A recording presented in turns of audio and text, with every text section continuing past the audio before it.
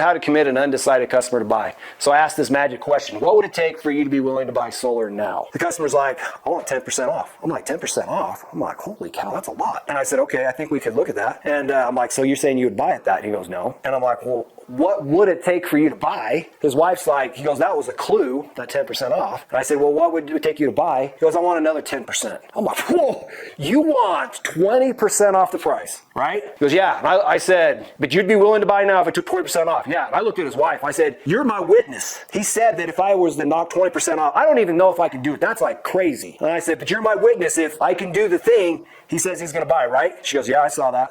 I was like, okay, so I do the math. I'm like, well, ain't gonna be much, but good thing there was a bunch in there. Put my hand out. Okay, guess we're doing it. Shook his hand. But the problem is he was already down the path and he was already committed. And because he was committed, it's hard for people to uncommit after they commit so solidly. Guy turned into a buyer.